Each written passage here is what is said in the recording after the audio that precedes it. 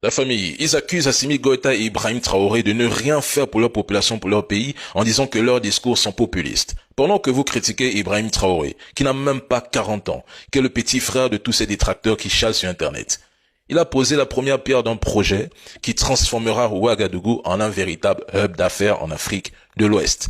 Le vendredi 13 octobre, la Russie a signé des accords avec le Mali et le Burkina Faso dans le cadre de la semaine russe de l'énergie à Moscou pour développer le secteur nucléaire civil de ces pays. Les projets ont démarré. Au Mali, l'entreprise russe Yadran Group s'engage dans plusieurs nouveaux projets. La construction d'une raffinerie d'or pour renforcer l'industrie minière, la création d'une usine de coton pour transformer le coton localement et l'approvisionnement en hydrocarbures pour faciliter l'importation de produits pétroliers. En seulement 2 ans, ils entreprennent ce que les régimes précédents que vous défendez n'ont même pas pu réaliser.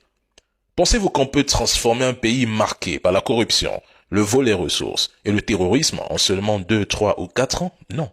Sûrement oui. Dans vos cauchemars.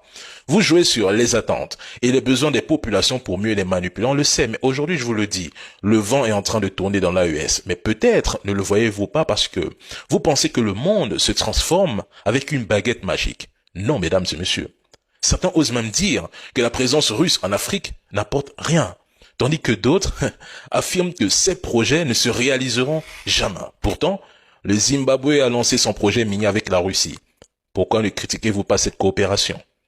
L'entreprise Rusal, l'un des plus grands producteurs d'uranium au monde qu'une société russe, est en Guinée. Alrosa, société minière en activité en Angola. Norgold au Burkina Faso et Nornickel, un partenariat en Afrique du Sud. Vous ne critiquez pas? La Russie a contribué à faire entrer l'Algérie, l'Ouganda et le Nigeria dans le BRICS en tant que partenaire qui permettra à ces pays de collaborer, de développer des projets ensemble et de renforcer leurs économies. Pourquoi ne vous rendez-vous pas à Alger ou à Abuja pour critiquer leur coopération avec la Russie et la Chine? En fait, vous ciblez uniquement le Mali et le Burkina Faso par pure animosité, soutenant des pseudo-opposants qui vous promettent des postes et de bidons avantages. En passant, vous soutenez l'Ukraine, la Pologne et l'OTAN, n'est-ce pas? Breaking news pour vous. En Pologne, des migrants africains ont été battus par la police des frontières puis expulsés. Si cela s'était produit en Russie, vous en parleriez toute la semaine. Mais comme cela se passe dans un pays de l'OTAN, parce que vous êtes pro-ukrainien, eh bien, vous vous taisez. 2 poids, 2 mesures. On vous attend aussi sur cette question. Pourtant, ce sont vos frères africains qui ont été expulsés, qui ont été chassés comme des malpropres.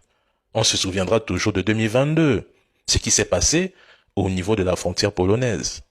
See you.